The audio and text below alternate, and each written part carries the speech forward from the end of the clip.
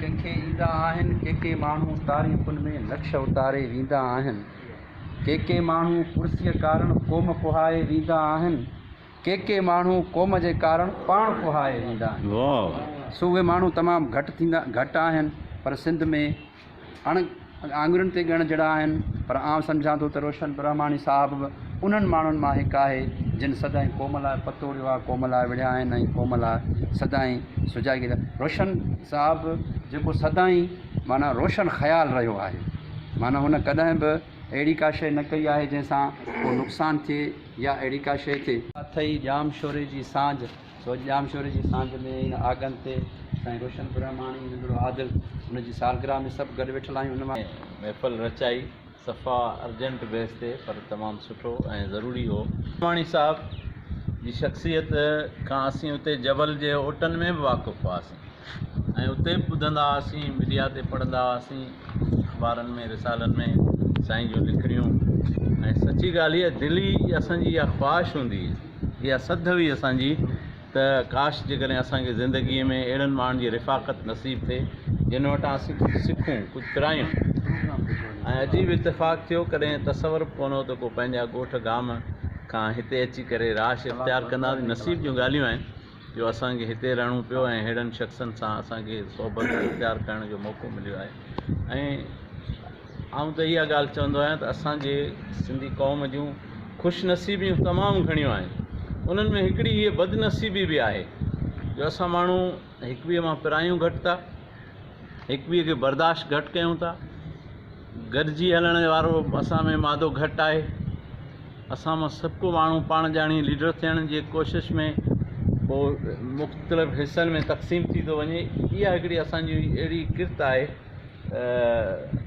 जेका असांखे माना नुक़सान में विझे थी। न त असांजे अंदरि सलाहियतुनि वारा माण्हू तमामु घणा आहिनि। साईं रोशन जहिड़ा माण्हू हिते मौजूदु हुजनि ऐं असीं माण्हू उन्हनि मां न पिरायूं त पाणीअ मथे झूपड़ा मूर्ख उञमरनि वारी ॻाल्हि थिए जो असां वटि एतिरो सारो खज़ानो हुजे। सो मुंहिंजी ॻाल्हि जो ख़ुलासो इहो ई आहे त असां अहिड़नि माण्हुनि खे पंहिंजे लाइ गनीमत सम्झूं, सिखूं, इन्हनि माण्हुनि खां सिखिया वठूं ऐं इन्हनि जे ज़रिए सां असीं हिन मुआशिरे में वॾो कमु करे सघूं था। मोहम्मद अली भाउ सां इहा ई मंझंदि जो ॻाल्हि थी त के माण्हू तारीख़ अचनि था ऐं साईं में इन ॻाल्हि में को शक न आहे त साईं रोशन ब्रह्माणी जीअं संदन नालो रोशन आहे तीअं आहिनि बि पाण रोशन, ऐं चंड जीअं रोशन आहिनि, सिज जीअं रोशन आहिनि ऐं हुननि पंहिंजी रोशनी पखेड़ी माशाअल्लाह। ॾिसो न, अमली कमु इन खे चइबो आहे। पाण स्कूल क़ाइमु कयो अथनि, कोचिंग सेंटर आहे, स्कूल आहे, लाइब्रेरी आहे, प्रोग्राम कया अथनि, ॿारड़नि जा रिसाला, ॿारड़नि में मवाद, नंढे हूंदे ॿारनि जो ज़हन ठाहिणु, उन्हनि में सुजाॻी आणणु, इहो वॾे में वॾो कमु आहे। असां वटि बदकिस्मती सां थिए ईअं थो त ॿाराणी वईअ में माण्हू उन्हनि खे तरबियत ॾियणु, ज़हन ठाहिण ते तवजो ॾेई कोन थो। पोइ माण्हू सोचण ते मजबूर, यार फलाणो ॾिसो केॾी वॾी शख़्सियत, केॾी वॾी इल्मी शख़्सियत, संदन औलाद खे निहारियो त उन्हनि जी लाइब्रेरी कबाड़ो करे खपाए छॾींदा, को बचनि मां हिकिड़ो पढ़णु घुरो न थियो आहे। हुननि जी माना जेका बनी खेड़ियल आहे, जेको बाग़ आबाद कयल आहे, उहो उन खां पोइ उन्हनि जो छा थींदो। सो इन ॻाल्हि ते ज़रूरत आहे त अहिड़नि वटां असीं पंहिंजे बचनि खे सिखिया वठी ॾियूं, उन्हनि खे वेझो आणियूं।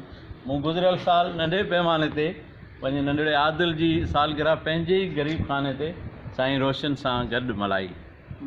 इत्तेफ़ाक़ जो मुंहिंजे बचड़े जी बि ॼमण जी तारीख़ साॻी आहे, जुलाई जी तारीख़। इहा मुंहिंजे लाइ हिकिड़ी ख़ुशनसीबी त मूं साईं खे अर्ज़ु कयो, साईं मुंहिंजे बचे जी बि ख़ुशी आहे, तव्हां अचो त गॾिजी ॿई ख़ुशियूं मल्हायूं नंढे पैमाने ते ई सही। त अल्हम्दुलिल्लाह इन में मुंहिंजी हिकिड़ी अंदर जी ख़्वाहिश इहा बि समायल आहे त आउं पंहिंजे ॼमार में पंहिंजे बचनि जो तालुक़ु अहिड़नि माण्हुनि सां जोड़े वञा जिन वटां हू सिखंदा रहनि ऐं कुझु न कुझु कंदा रहनि। तव्हांजी महिरबानी लख।